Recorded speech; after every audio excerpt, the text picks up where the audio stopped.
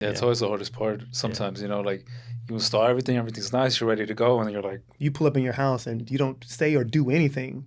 Everything just kind of happens, right? I had a customer the other day say, and they built a house. They was like, bro, I would have never known any of this shit if I had not talked to you. Alexa, Google, right? That's definitely taking all your data. Your kids and things that they're saying, it's all going into the cloud and there's a profile being built. Tesla didn't start at a $10,000 car. Notice any business owner out there, man, like, don't do that. Like, that is not where you're going to get. No one's reaching out on Facebook to have someone build them a home. We're doing a house right now. I'm not going to, call out the customer, and that shit boils my blood, right? When I go in these customers' houses and look at this shit, I'm like, why? They converted a coax cable, which for those that understand what we do, and sometimes we mount people's TVs, man, and it's like people got extension cords run through the wall, and I'm like, dog, this house is $500,000. Do you know that if this house catch on fire, your insurance company will send out an arson investigator, right, to make sure it's found? And even if this is not the reason that the house is burned down, arguably, the greatest investment you make is, please, for the love of God, stop building like we're building in the 1950s. The dirt that's next to your house today is going to be there tomorrow. Well, then let's build it today 5 years from now, 10 years from now. With another phone, I recorded my phone, and I was like on the Lutron app, turning off the lights, like the Reese's lights and stuff, and I was like, damn, like, yeah, I can control them with your phone and everything. Yeah. I think people that like can charge that, like, once they start doing their own thing, is probably if they were doing side jobs. If they're working for another company doing side jobs, and then they're posting that. I remember me when I came on full time and negotiating with them and stuff like that.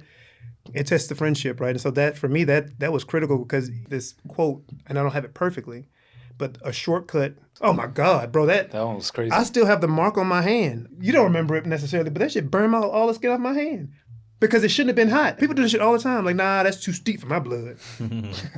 So let me get this straight. You cool being homeless. Shortcuts. With the finished product, because you see these Instagram videos and it's like, man, this shit looks dope, right? What's behind the wall, though, is what I'm concerned with. Not that finished project, because that light look good right there, right? But if that shit ain't capped properly, you know what I mean? And what? $1.78 eat and switch. All he had to do was, he or she had to tighten that down. That's the stuff that boils my blood. And that's what I make sure we don't do, right? The stuff that customers can't see. Yeah. I went to somebody's house the other day, bro, and Jeremiah, Jerry, welcome to Construction Royalty Podcast. What's going on? What's going on? Yeah, man, just here. I know we chopped it up a while back, and this time I told you if this guy's in the country, he had to come on. But I mean, how you guys doing, man? Doing well, man. Doing really good, man. It's a new year. Yeah. Right? So ready to do big things this year. Springtime is here. Last time I think we was under a different regime, so now you got some things that's popping. So curious to see what the year's gonna play out to be. Yeah. Yeah. Cool. Hey, so you weren't here last time, so if you want to just catch the audience up, a little bit about yourself and how you guys met. So I'm Jerry Orantes. Met Jeremiah back in 2011, 2012. We worked at T-Mobile together. So we did that for a while, and in 2018, during my traveling, I was kind of looking to kind of start my own thing. I just, I'd be kind of want to leave the corporate world, and thought about really was kind of motivated or kind of influenced by Nina's home, right? Yeah. She had a Lutron, it was the Lennar build, and so she paid like I think $10K for the smart home package. Yeah.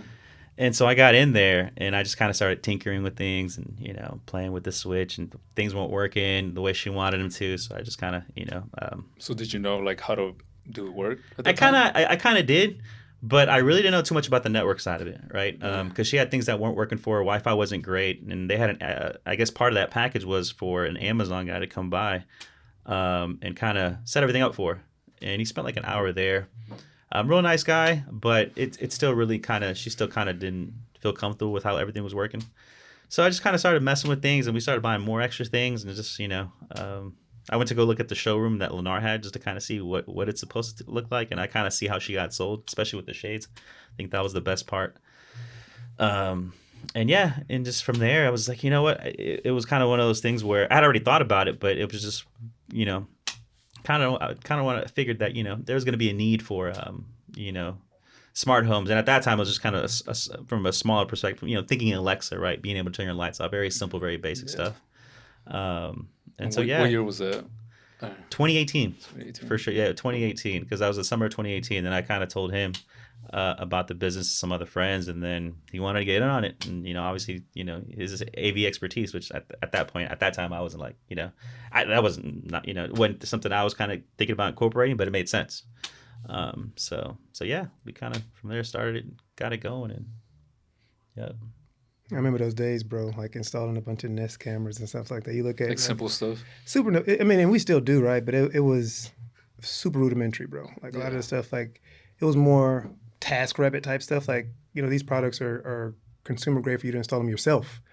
But most people still don't, it's still daunting to, if you've got brick or how to hide wires and stuff like that. And, and Alexa, and comparing it to what it is today, right? It's just totally different, bro. Like totally different. I mean, we still do those things, right? But now so many different levels to it, right? Like we didn't realize how important it was for like you said, network, right? Like that's like the backbone of everything. To add a little bit of color to his story, I remember him telling me, he was like, "Hey, I'm interested in doing this." And at first I was going to invest, right? I was like, money, I was like, "I give you some money, man." Because I mean, like I told you the last time we met, I was still at T-Mobile, so he gave me his idea, and I was like, "Okay, that's cool." And I think I had Google. And he was anti-Google. He was like, "Nah, bro, Alexa's better," right? And I was like, nah, I'm going to keep what I have. Nonetheless, I'm like, the market hadn't adopted it really yet, right? You had people who had little plugs and little doorbells, and that was kind of really it, right? And you didn't know what more was. So I was like, bro, the real way to get into this, right, is everyone wants TVs mounted. Everyone wants, a home theater, right? And of course, that wasn't his thing. It was mine because that's what I've been doing, man, since, I told you, I've been doing this since I was like 16, 17-year-old doing these systems. And so it's like, all right, bet, let's do it, right? And so I remember some of our first installs. Man, I got some stories to kind of tell you. But I think it's a blessing how far we've come to it right now. Like, not saying that if a customer calls us and says he wants to, do Alexa, we won't do it. But now I'm like, that's not really, now that we know what we know, right? And how much education and experience we've gained over the years. And it may seem like a short period of time, but you'll be amazed how much you learn in 1, 2, 3 years. You go to these trade shows and you're in the industry and you're in these different homes. You learn a lot. Now you look at Alexa compared to what a true home automation system is, they're nowhere close. Like Josh AI. Yeah, Josh AI, Control4, URC, these different systems on the back end that's truly bringing these systems together, right? Because even in my house right now, these brands are almost like ecosystems for just your mobile phone, right? Apple want to keep you locked in, and Apple, Samsung locked into Samsung. Alexa and Google are the exact same way, right? And I mean, I think Jerry hit it on another podcast the other day about Matter, which is still super in its infancy, right? They're trying to make them work together so that you don't have to get everything from one brand. Because, quite frankly, I think Nest has the better cameras, like in terms of quality, right?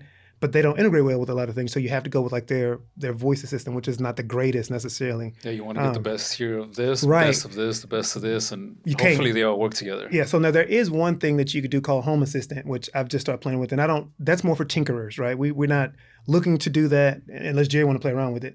Home Assistant will bring those things in, but you've got to like host it on a NAS server and all this kind of crazy stuff, or have like a little mini, Raspberry Pi PC. And so it's like, the best way to go about it now, right? And if you look at some of our Instagram and kind of where we've moved to from a market perspective, it's true automation system, that the stuff that works, everything that we build around it works together. And we can still bring in some of your smaller things, like Alexa can be an overlay, Google can be an overlay, right? But to his point, Josh AI is like next level stuff, yeah. Pun intended, like it's next level stuff. So, but yeah, I mean, I'm happy to be. I follow them. Yeah. Yeah, I mean, I don't really watch like their stuff, but I do know like that every single like so often they're bringing out new products, and it's just like, what the fuck, bro? Like, I see it, and I'm like, what is that? You know? It's just like next level for sure. Yeah. Like the name. Yeah, he named the company though, right? So give him his props, right? I did the logo, right? I mean, it was like, I remember that, but he was like next level. I was like, next level smart home. Yeah. I remember, and he was like, yeah. And then he was telling me about these colors, and I'm a real like, if you look at my closet, most of my clothes are dark, like it's all dark. He's like, nah, like he's this Miami vibe. So he was like flamingo blue, magenta pink. Yeah, I was going for like the Miami Vice kind of look. I mean, like you got blue, the colors, the literally pink, yeah. So like some of the Miami Heat jerseys are perfect. I was like, oh, we need to put next level. Yeah. So I wanted to point like where you were saying like you don't really mess with like the Amazon stuff, Yeah. When you start, I mean, you kind of have to take everything, like the little things. Like I used to do, switch replacements, outlet installations, like light fixture replacements. Yeah. And I was going through my like the electrical profile a couple of days ago, and like I recorded a video where I was with another phone. I recorded my phone, and I was like on the Lutron app, like turning off the lights, like the Reese's lights and stuff. And I was like, damn, I was in 2020. Yeah. Like that shit back in the day was like, I mean, like back in the day, 5 years was like, that was like the big thing. That was a big you thing, know? yeah. Like, yeah, I can control them with your phone and Yeah. everything. Yeah. And now it's just like, that's They come on nothing, dude. automatically. Now that's like that's the most basic thing that you could do now is lights. Yeah. Like, and we still mess with Lutron. Lutron is like, they That's really own the all we mess game. with, Yeah, Lutron is. I mean, we have proprietary lights through some of the control systems for specific applications. But yeah, typically we go Lutron. Lutron. So I have it in my own home. For me personally, I like to sell products that I can personally vouch for, right? And so Lutron, man, is solid. I've literally never had a light go out. Zero issues, right? And they work with pretty much everybody. But to your point, Lutron has evolved, right? And so now they're in the shades game, and they have designer lights. I mean, they've got LED strips. They got all kind of crate, man. Yeah. And when Lutron started, they kind of started with the Maestro brand, like, you know, and then basic dimmer stuff like that, which you can go get in Home Depot. Yeah. Now, bro, you can get a light switch, $300 that can turn on your jacuzzi tub if you wanted to. Yeah. So everyone's evolving, right? Like, I'm curious to see what this industry look like in the next 10 years. I'm gonna be around. We're gonna be around. Yeah. But I'm curious to see. It's gonna be robots. We Yeah. talked about this. Like, that's what it's gonna really be, where you pull up in your house and you don't say or do anything. Everything just kind of happens, right? And so we talked about Josh AI, and that's something that we really this year want to start pushing to get people away from some of these open source home automation systems like Alexa, Google, right? That's definitely taking all your data, right? We already know that. A lot of people, especially as you get into your more affluent customers, they want their data to be their data. They don't want people knowing, hey, they've been searching, you know, whatever they're searching through Alexa. You know, Alexa hears everything that you're asking, right? So if you have something crazy, it's in your it's recorded, it's in your profile, and then you're gonna start seeing ads around it, right? So even things, even if you don't ask it, like it already has your shit. It hears you. Yeah. Right? Like I was talking to Sony the other day about something, and it just started popping up on my Alexa screen, which I'm okay. I'm not doing anything crazy.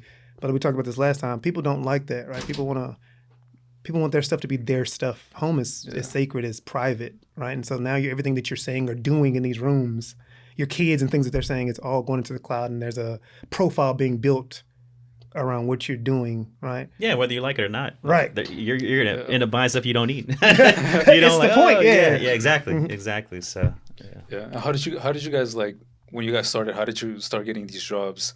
And how did you elevate from getting like the smaller jobs to now you guys are, you know, pre-wiring big houses? I would say I think we used our initial network first, right? Facebook kind of let everybody know, hey, you know, we're in business. I know Near was one of our first customers, one of our first kind of bigger jobs, you know. And you trusted us, you know, we gave him a little discount, and you trusted us to kind of go in there and, you know, make some holes in his house. And so, we gave him crackhead prices, bro. It wasn't a discount. It was like, in hindsight, right? Like, we wouldn't even charge that today, right? But it was probably lost money. No, because I mean, at that time, I was still working at T-Mobile, so we didn't have payroll overhead like that, right? I think Jerry was still doing his thing. It was. I was just working. Were you still working? Oh, you was already full time. Yeah. And traveling. Yeah. Oh, Jerry, you know how you do. But I mean, like I told Jerry, like, I think one of the things that if I could do something different in the past is knowing your worth. I already know this stuff, man. My dad, like I told you last time, has been in like the construction realm forever, right? And so I remember used to playing with his tools in the garage like all the time, like all this. So I was always used to it. But because it was a new brand, you know, and, you know, friends are always those ones that's the most critical. Your regular customers, they're not that way, right? But friends be like, nah, don't do me like that, bro. Like, it's always more. So we actually overdid it in that particular case, right? It came out really well. Everything still works at his house. But knowing my worth, if I knew... He hit me up the other day, so yeah, we gotta go back. He's got to go back. I'm good. So, but knowing your worth, man, like, I already knew what I was doing, right? I've been doing this stuff for a while. I've already owned homes. Like, I know basics about electrical code. I'm not, you know, like you or anything like that, but I knew what was up, right? And so, but from there... But what do you mean knowing your worth? What do you mean? Because, you know, you're trying to get people to trust you, right? You got to build a brand, yeah. Oh, no, I get it, right? But it's like Tesla didn't start at a $10,000 car. And nobody knew what Tesla was, right? In fact, the car was more expensive as a new brand. Think about Rivian, same thing. These are massive companies that are out there, right? They know their worth from the get. And then they drop the price. And then they drop the price. But they literally have millions of dollars being invested into venture capitalists and everything, right? That's probably why. That's not what we have, right? We never got that you know. That influx of cash. I get it, but like we could have probably still charged a little bit less than industry, right? We were charging like... We were charging like what? We started off $100 an hour? No, it was way less than that. I don't remember it being less than $100. Yeah, because I mean, think about where we're at now. It was us too, though. Yeah, it was. So maybe 80 at the cheapest, but we went up. Yeah, you know. But you got to start. I mean, you got to start somewhere. Yeah. You know, I mean, you can't be charging $200 off the get as brand new business. People are gonna be like, "Where's your credibility? Like, how do I know you're not gonna mess up my house?" Right? Yeah. You know. So.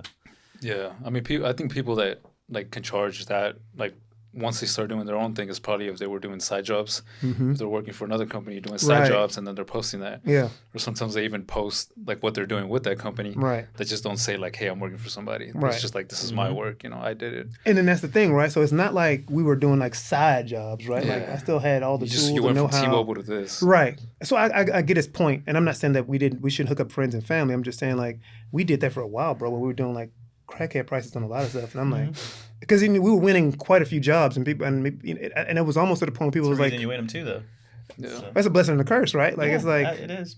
You know? when people look at you like, why are you so cheap, right? Mm-hmm. And then you going in like, oh man, and then it's like now you've got to be that cheap all the time, right? It's like there's a reason why people didn't buy Hyundai originally, right, over Mercedes, right, who they were directly competing with from a brand perspective, because people didn't know who they were, right? But now you look at like a Hyundai Genesis and they like 60, nice. they 67 rack, like you still paying premium price. So I'm just like, I wish we would have did that quicker because the company would probably grew quicker, right? Yeah. But again, we didn't have any overhead. I mean, we had that one little office. It was cool. We learned a lot though from that, so it was cool. Yeah. I just started getting these bigger jobs, you know, builders and huge houses. I saw one you posted like the other day. Yeah. This massive house. That actually not even the biggest one we did. We've done some bigger ones than that. I think people are just kind of searching for us now. I think obviously Google Ads is helping us. So you're running Google Ads? Yeah, I mean, it's low budget. Yeah, but we're running Google Ads. I think we spend like $500 a month, if that. You know, we should be doing more, but I think there's still more to it that we need to learn off Google Ads to really kind of optimize that. Which is why I don't think we're pumping more money into it right now. But yeah, no, that along with people, you know, just Googling us and seeing, you know, customer reviews, seeing our 5 stars, right? I think we're at what, 265. 265. 5 stars. 5 stars, yeah. Nice. So, yeah. So I mean, I think that's helped a lot because you know, I like to ask that question. You know, how did you hear about us? And most of the time, now it used to be referrals. Most of the time, now it's actually you know, people saying, "Oh, we found you on Google," which is great. You know, so Yeah, and do you have somebody running that, or it's just you guys? Yeah, just us. Yeah. No Facebook ads, Instagram. No, we're not doing Instagram ads. We don't do Facebook ads. We used to, Yeah. But you know, notice any business owner out there, man, like don't do that. Like that is not where you're gonna get traction from a real, like no one's spending money doing that, right? Because it's not like it's not an outfit or makeup brand, right? So someone who's finna drop 50 racks on a home automation system is not finding you on Instagram and, They're and not buying on it. Instagram. Yeah. I mean, it's cool to look at. Like you see someone do like a super cool TV, you're like, ooh, that's cool. I want that, right? Yeah. And it stops there. So yes, it plants the seed, but there's no direct conversion typically, especially our customer base. Where I think our average customer is between 35 and 44. That's our bread and butter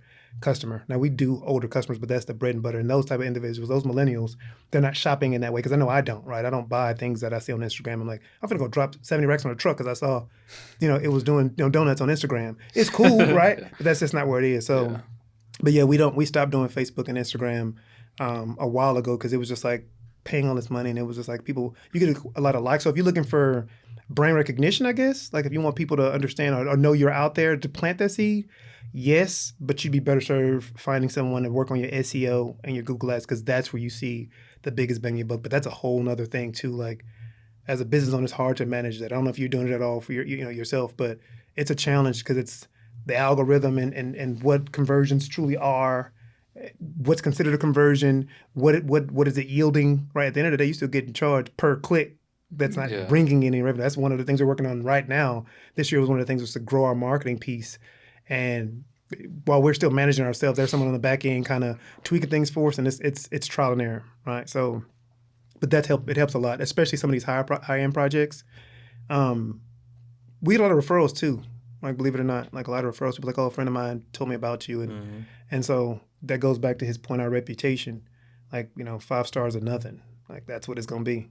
Right. Even if I drive the team in the ground, like we have our idea. We both expect excellence, but there's a different level to it, right? So 5 stars are nothing. Yeah, that's just me. Like I want to make sure that we talked about this, right? As you get the challenge for that, I think is the bigger we get, the harder it is to keep that number, right? Yeah, for sure. We still do it. It's just, man, if people understood what it took to get 5 stars, right? The small details, the servicing of customers well past any warranty period. I think our warranty period is 45 days, 30, 45 days. Yeah. I got people hit me up like 2 or 3 years ago. Still, I give them the same level of service. They're not paying me anything new, and I'm still like, hey, here's how you do it. I'm gonna go fix this for you. So that's the hard thing. But I think we'll always do that. That'll be our identity, right? Because I mean, it's in this industry, especially when you're talking about, customers dropping 30 to 50K on home automation, and it's like any piece of electronic, it's going to have some issues here and there, right? I mean, they expect that type of level of service, right? So I mean, we come from that that customer service background, and I mean, it's huge. It's everything, right? Everyone wants to be treated with respect and their worth, and knowing that they paid for something. You just don't want people to just install and leave, right? Yeah, that's never the last answer thing. your phone anymore. Yeah. Exactly, because we hear that all the time. So customers reach out to us. Our old guy's not reaching out to us. Our old installer, Vanished. can't get a hold of him. Yeah, out of business or whatever. So, but it's good because we're getting like our dealers are recommending us. So we got a call from Claire the other day, reaching out to us. Tough Dog reaches out to us. So yeah, it's a good thing. Yeah, So. I remember when I lived here, I used to run Facebook ads and Instagram ads. And I mean, it was mainly homeowners. Yeah.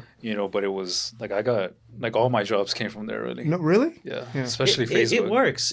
I just think there's a different code to it, and it's also a type of industry you're in, right? It's because it was Reese's Lights. Like Yeah. my ads were all Reese's Lights. Oh yeah, like So it was like at night, the house is well lit. They're gonna look at it and be like, "Oh shit, I want my house like that." Yeah. You know, Star Gazelle on the sides. Right. Very Security, visual. everything.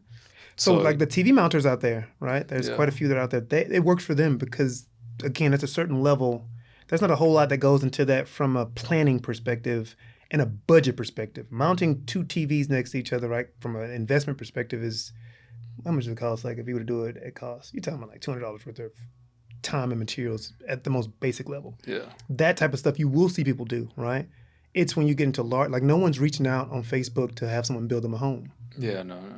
Or none of your customers say, I need a whole house rewire, right? You probably not getting a ton. Now, you may say somebody, hey, I need... It's rare, yeah. It's rare, right? Or that's your foot in the door, right? You get in there and they're like, oh, you do big homes too? And you're like, oh, yeah, I got a whole company. Then that branches off. But it's typically like, hey, my light switch went out and I noticed you did that. Can you help me out? So from a profit perspective, you're talking about super low profit, low margin projects that you get on that. So I'm not knocking it, but it's just to his point, it's just interest specific, like what you do. Yeah, it's different. The other way that you can probably just like have builders reach out is like I was showing you with the other guy that came on, Ali. Mm-hmm. It's like that. I follow these builders on Instagram and like him, exchange messages back and forth, and they'd be like, hey, he has a good following, he does good work. Hey, you want to come on the podcast? He comes on the podcast, and like now we have that connection. Yeah. That came off of Instagram. Yeah. And then like eventually probably work together. Yeah. So that's probably like the only way you'll reach out to like these higher up people. Yeah. Or trade shows and stuff like that. We were talking about that this morning. And it's funny that, right, you had, I forget his name, but I met him at a luxury appliance event that he was at, that my wife was kind of sponsoring with her company.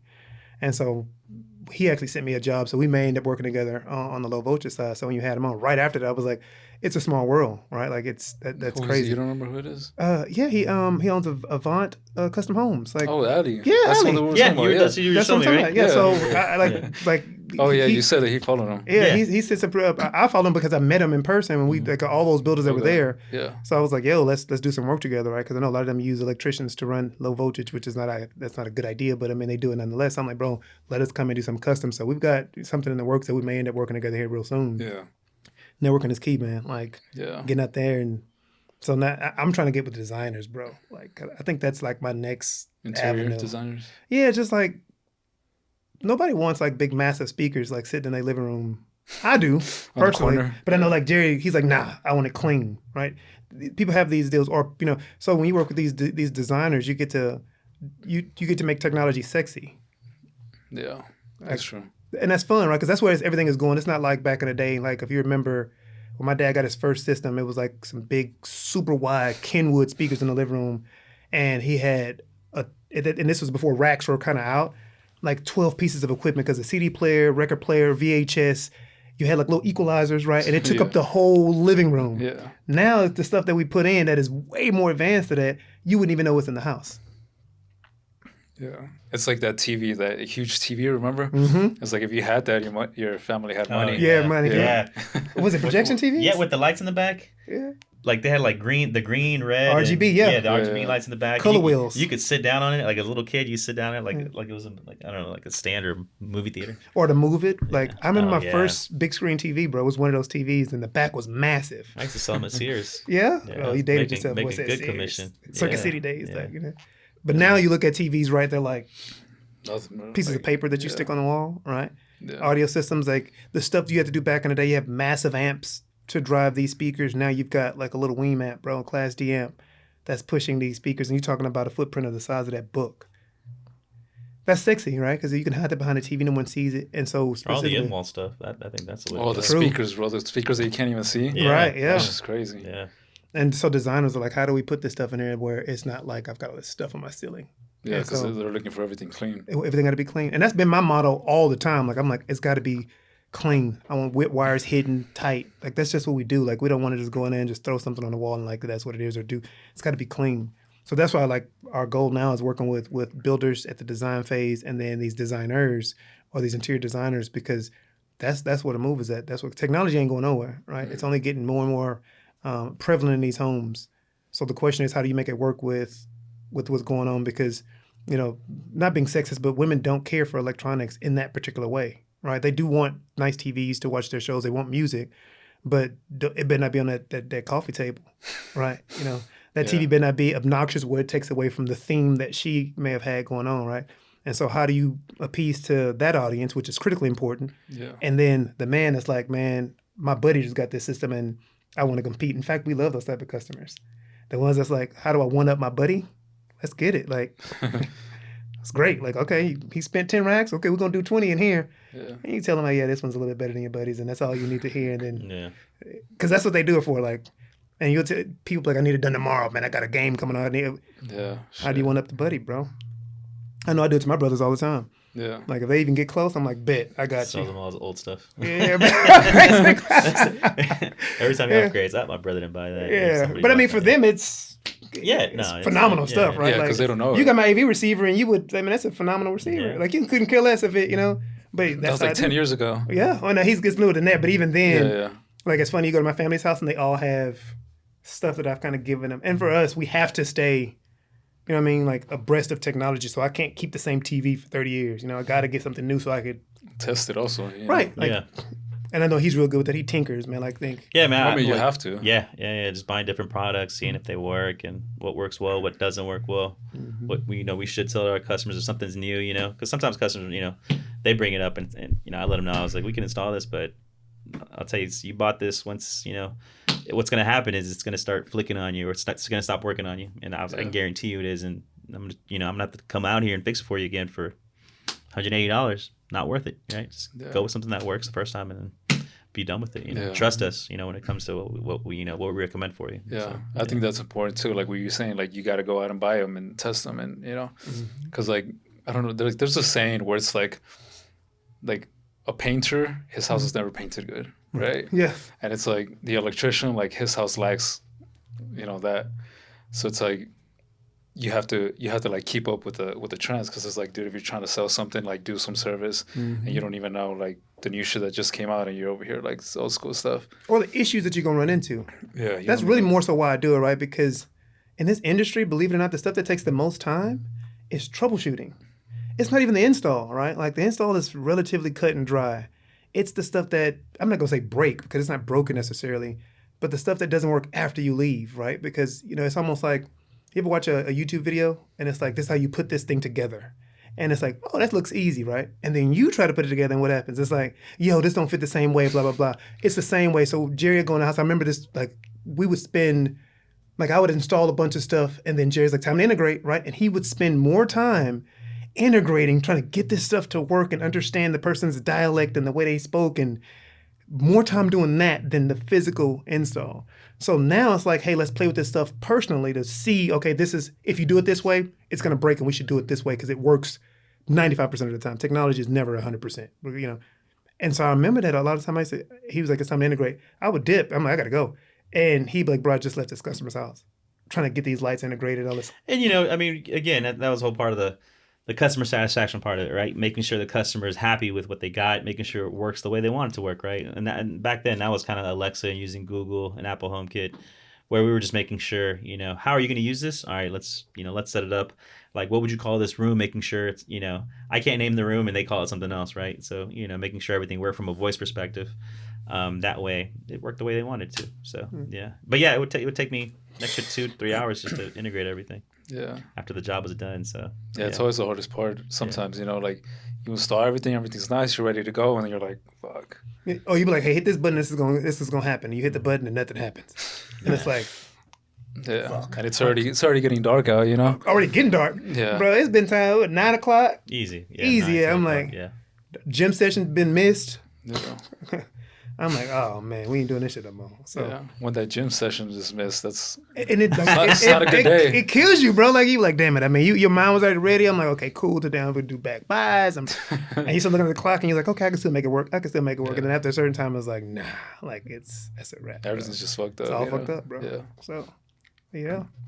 Yeah. How do you guys for so many years? How do you guys work together? Partnership. Because I know some people don't get along, right? Like they bump heads.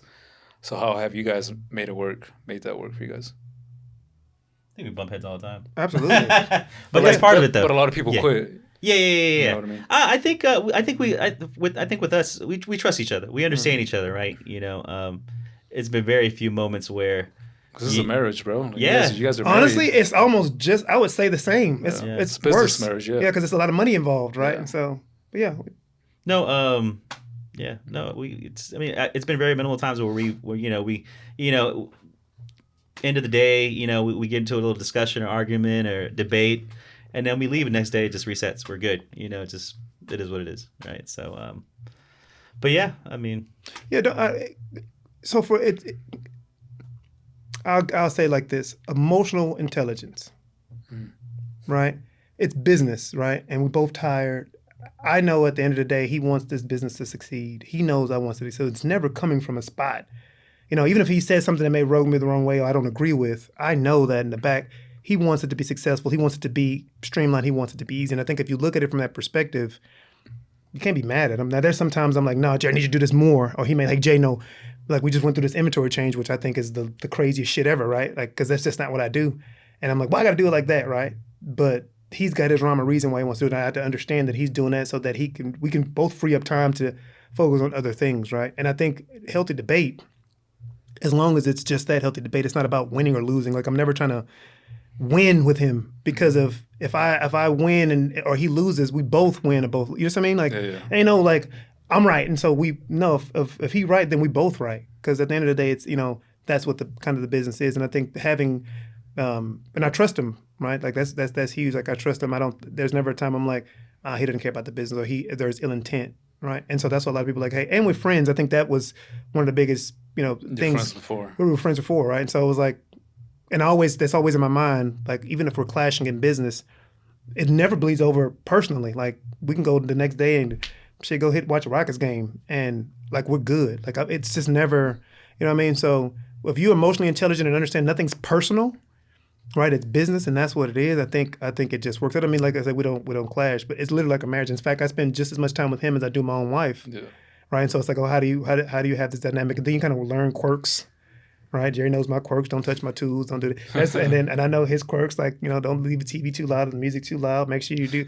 You really start to understand an individual, right? So we on jobs. Like I know his strengths. He knows mine. So we know when. You know what I mean? Like. What to do, what not to do. And yeah. Stuff like that. On a project, like we know what the roles are. There's not. It's like, okay, if this is going to be super technical, Jay, you going to handle this. If this is customer facing, I'm going to go handle that. If it's getting the team to do something, he's going to go handle that so I can focus on something different. So it works.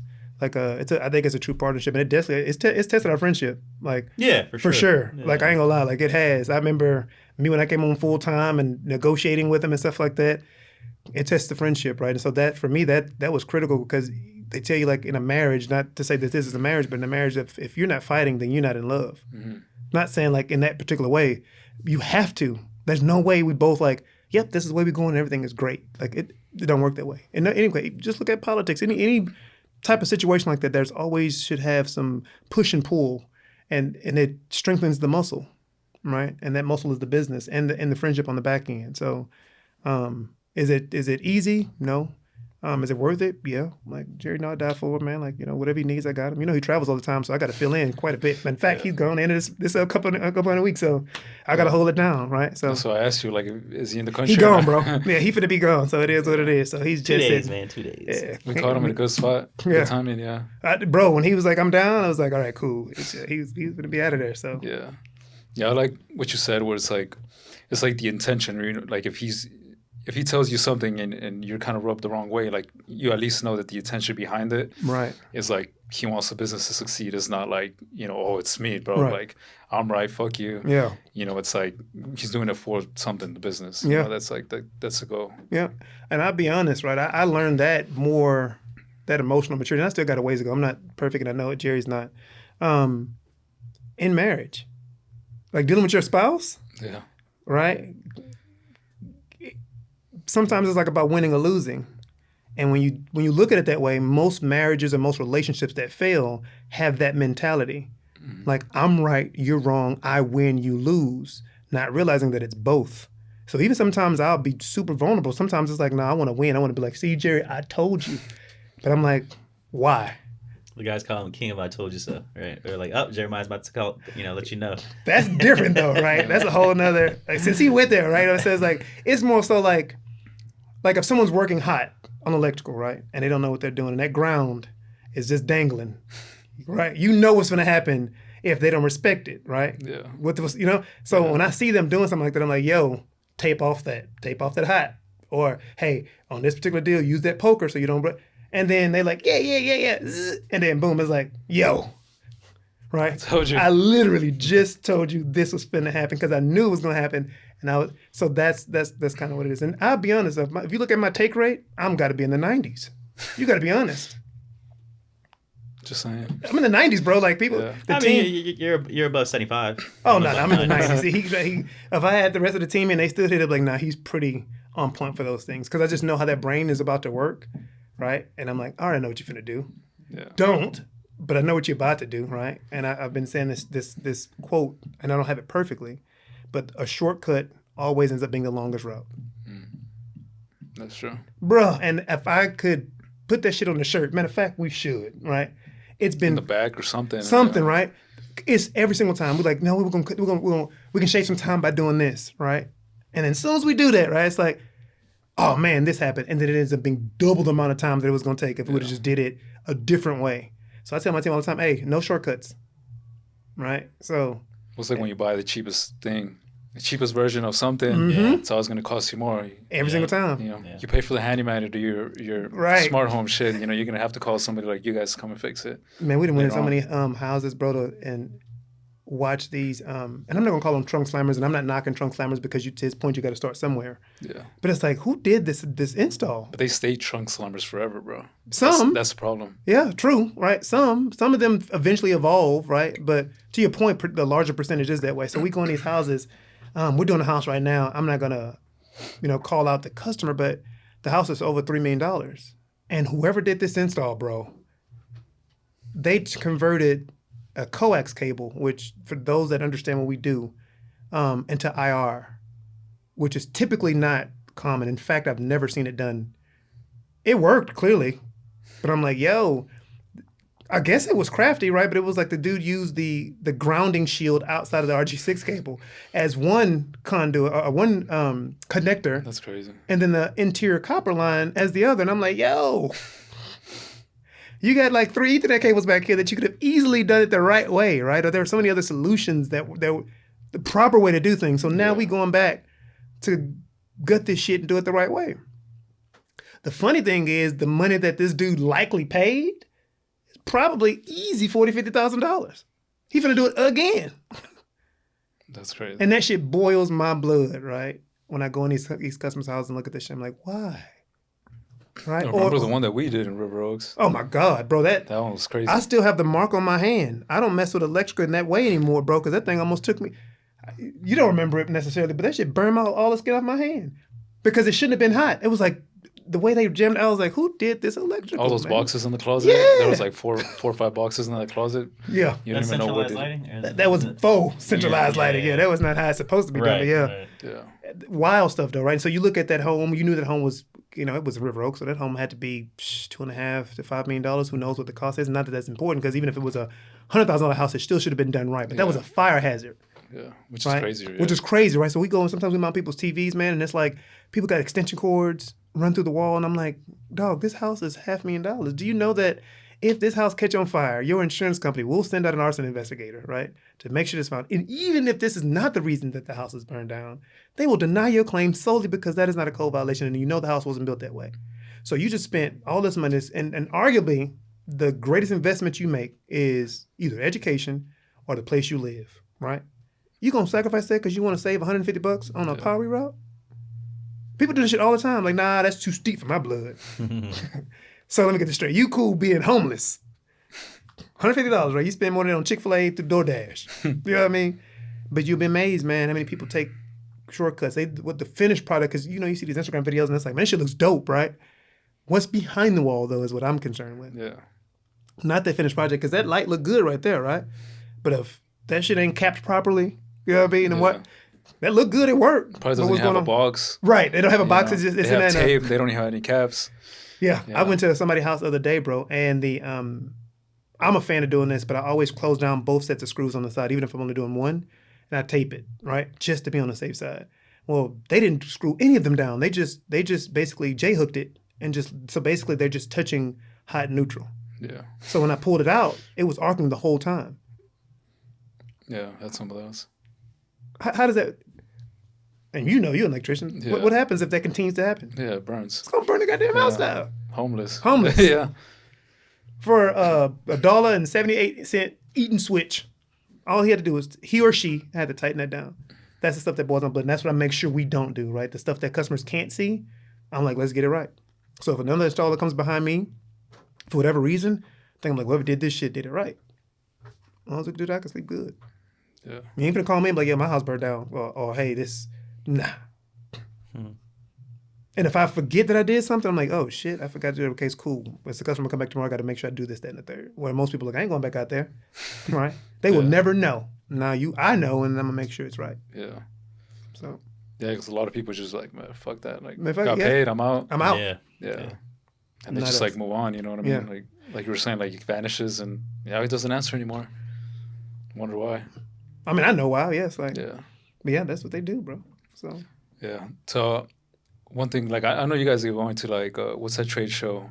CD, CES, right? CD and CES, either one you pick and choose. Yeah. Okay. How has that helped you grow the business? CEDIA? When's that?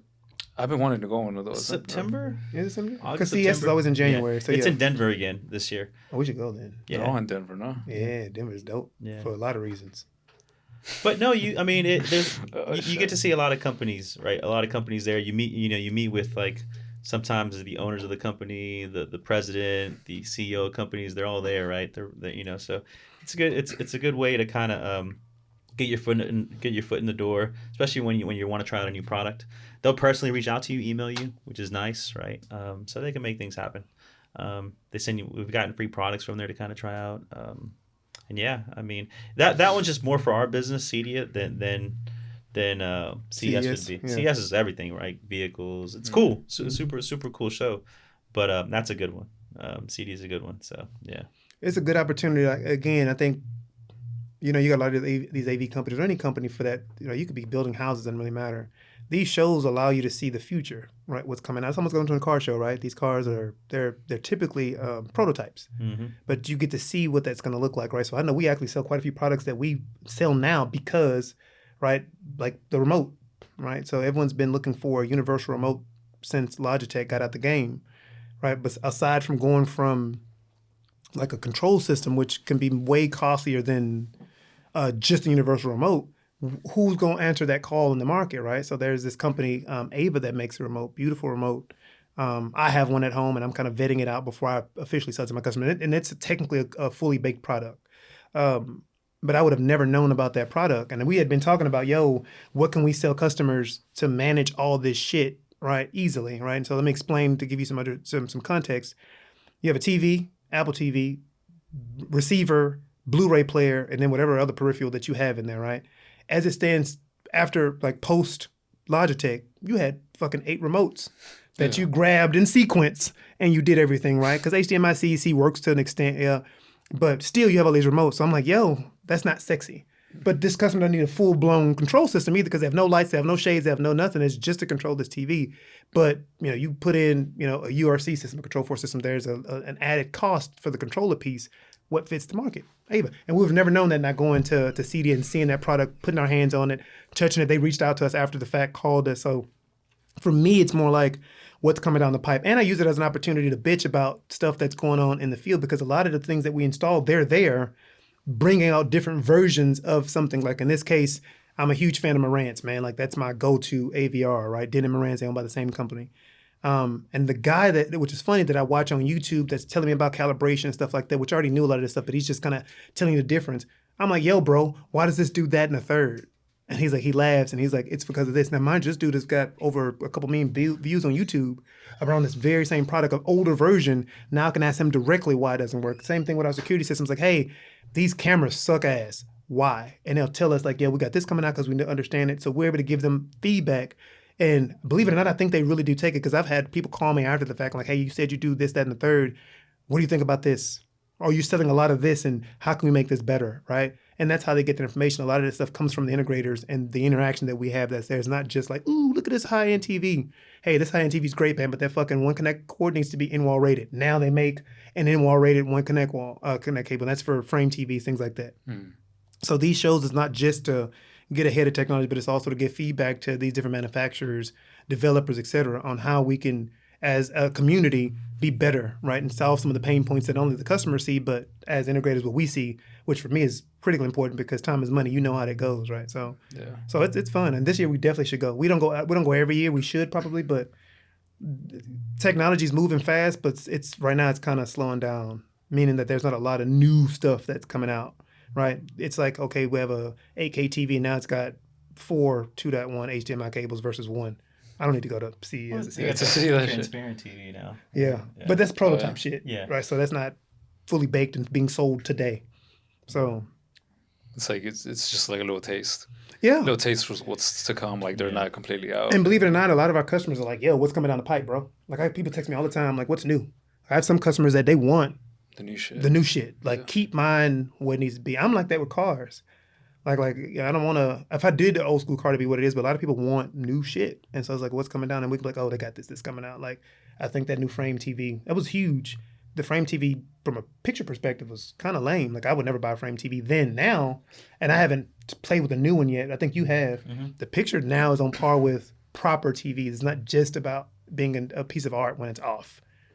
Customers said something about that, like, hey, we want a better looking TV, especially if this is my main TV in the living room, 75 inches above my fireplace. How do I make sure, I can watch this TV in 4K? I've got a higher refresh rate for my kids who game. These are the evolutions of these products that are happening from direct feedback from us that's out there. And some customers will wait, like, I'm going to wait until this comes out then because I don't have to have it right now. All right, like video walls, man. I think that's the next big thing. The TV shit is out. Like, no one's really doing those anymore. You'll see them here and there, but now people are doing the panels where you could replace them and now you get sizes that's crazy. The biggest issue back in the day with it was resolution on some of the video walls. Now, like just video walls, I was like, God damn, like they're pricey though. Shit. Like, I had a customer interested in one and I reached out to him and like, hey, here's my project. And he was like, to start, bro, for I think 110 inch was like $30,000. My cost, which means retail add 30 to 40 points to that. So I was like, let me see what this customer's talking about. Most customers are not, Not yet. Not yet. But the technology, it'll come down, right? Just like when OLED first came out, like you were dropping 7-8 racks on that TV, if not more.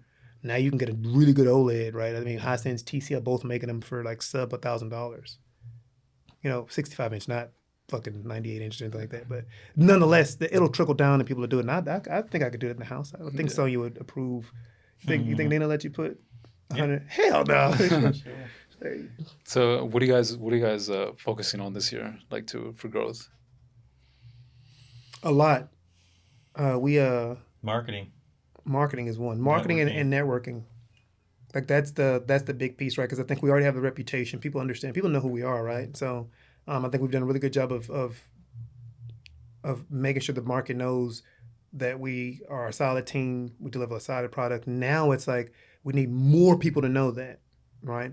And for me, it's not a revenue thing. Like it's honestly, like I want to solve a problem that I think all AV people are trying to solve, which is doing shit the right way. Like if I go into another house and there's no data in a room or there's no infrastructure for proper networking, knowing that that's the future, that's hard for me. Like I give a shit personally when I see that kind of stuff, right? So it's like, but as an electrician, your job is not to know about Cat 5, Cat 6, right? There's different infrastructure that's there, what type of wire you need to run based on the length of the room, right? Like, that's not your job to know that.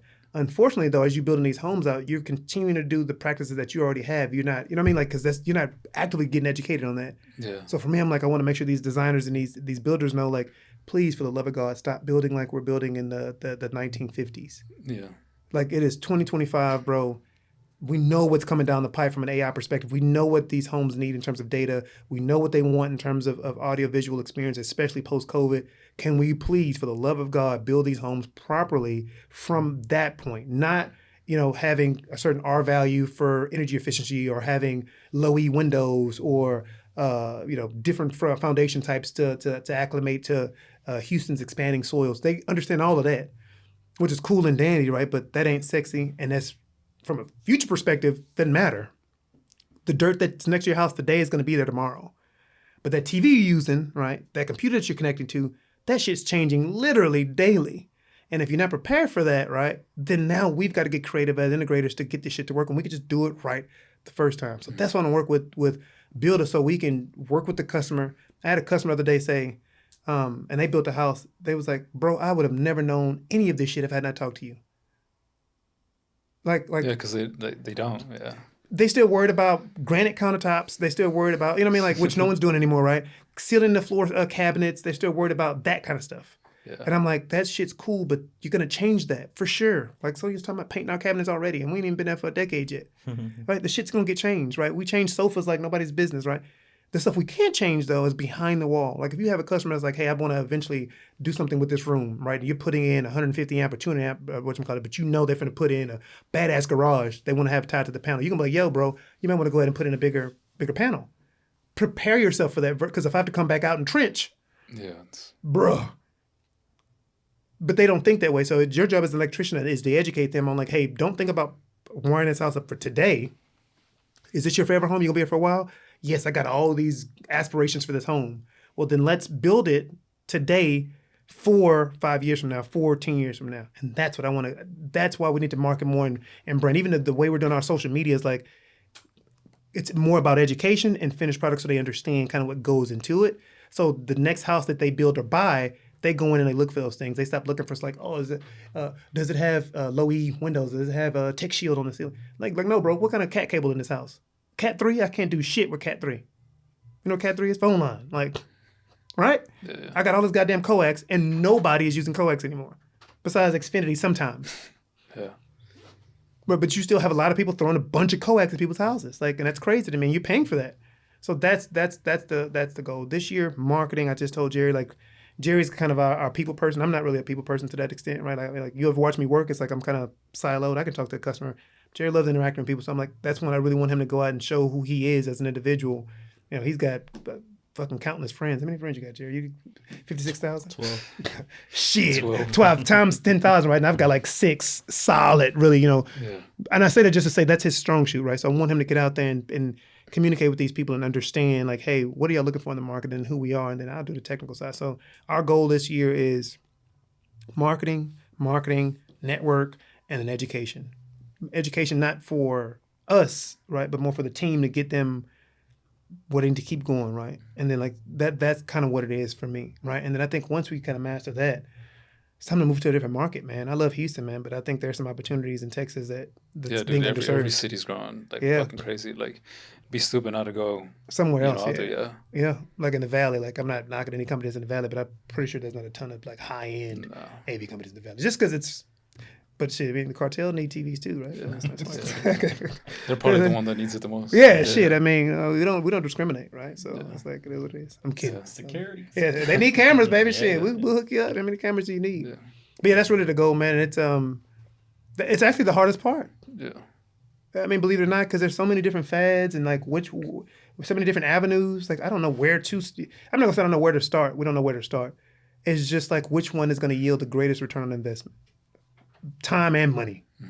So that's the goal. So we in with March 1st. Like by end of this month, we should have a better idea of where we're really going to drive the marketing piece.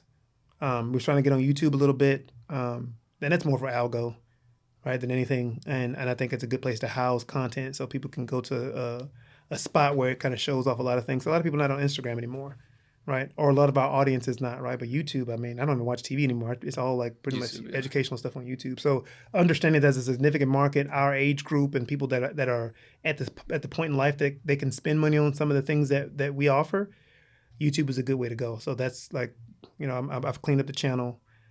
Jerry's a content moderator, so he's working on getting that kind of stuff so that we can kind of beef up that channel. But yeah, that's the goal. Do you guys? I know this is a podcast, but maybe a dumb question. But do you guys get more viewers or listeners off the audio portion of it, or the video on the YouTube channel? Yeah, the audio. But do you post on YouTube? And now I am, yeah. Okay. Yeah, but the old ones, I wasn't posting any old ones. Yeah. Okay. Just because like it started as a podcast, so it was like that was kind of the thing, But yeah, like a lot of the customers are now watching, podcast video. Yeah. Exactly. So it's like, why not? I mean, like, like you already have like the contents, like why not just post it? Yeah. Just because like the ones that I a lot of them that I did in the beginning was just through Zoom, so it's like I don't want to post that. Yeah. I'd rather do like in person, professional video stuff like that. Yeah. But yeah, man, as we're wrapping up, can you just tell the audience where they can find you guys? Everywhere. Yeah, our website, nextlevelsmarthome.com. Instagram. We're on TikTok as well. I'm not on TikTok, but he is. TikTok. We're on LinkedIn. Yeah, LinkedIn, man. So I actually put a lot of content out, man. So if you guys, I don't know where the camera is to point, that one over there. I put out some dope ass blogs, man. Go check that out, right? A lot of the shit that people have questions around, like, you buying houses that are come with a lot of our customers are buying existing homes that come with stuff already. And it's like, yo, what do I do with all this stuff? I got a blog on that. If you're buying a home, I'm telling you what to look for. If you are asking if you should use the apps on your TV versus a dedicated media stream, all the shit that customers have questions about, they're Googling, I put in-depth blogs about it. Go read them. That last newsletter we sent was actually pretty good. Yeah. Sign up for our newsletter. Obviously, if you don't like it, unsubscribe. Yeah, don't unsubscribe. Yeah. We know where to find you. No, but it was solid. So. It was good. Yeah. I think we talked about universal remotes because people are asking, like, yo, Logitech's gone, what's next? I'm like, here's something. We have a customer testimonial so they can see. Don't hear from us, right? We're gonna always champion the business, right? But hear from people like you who we've changed their lives, their families' lives by implementing the stuff that we implement into their homes and their businesses. Go check it out. Like, don't take my 265 reviews for granted. Go check it out. People will tell you, like, hey, these guys we phenomenal, man. Like I said, we bleeding this shit, literally, bro. I burnt myself fucking the other day running wire for somebody, which I don't even have to do. I have a team. Like, we have a team that do that. I still go personally to like most of the jobs. We both are there. Yeah. So if you want a company that like the owners are there and like we there. We them dudes. Right? Like that's what Roach said last night. I'm that guy. We them dudes. So yeah. But Next Level Smart Home, Instagram, Facebook, LinkedIn, we're on all of them. And feel free to reach out to us. Come by the office. We're right in Spring Branch. If you want to come by and chop it up with us and kind of see some of the stuff that we offer, come through. Like we welcome it, right? We want to interact with the community. And we would love to work with people, man. Builders, architects, electricians, right? A lot of the stuff that we do, centralized lighting, stuff like that requires permits to be pulled. Like, fuck with Irvin, man. He's dope. Like, if he was in Houston more, we would most definitely be, you'd be our point guard. And when you come in town, like, yo, I need this project done. Yeah. Like, we only want the best. We only hire the best. We only work with the best. So, but yeah. Sounds good, man. Hey, well, guys, thanks for coming on the show. Appreciate it, man. Thank you. Man. Appreciate you having us. Yes, sir. All right, bro.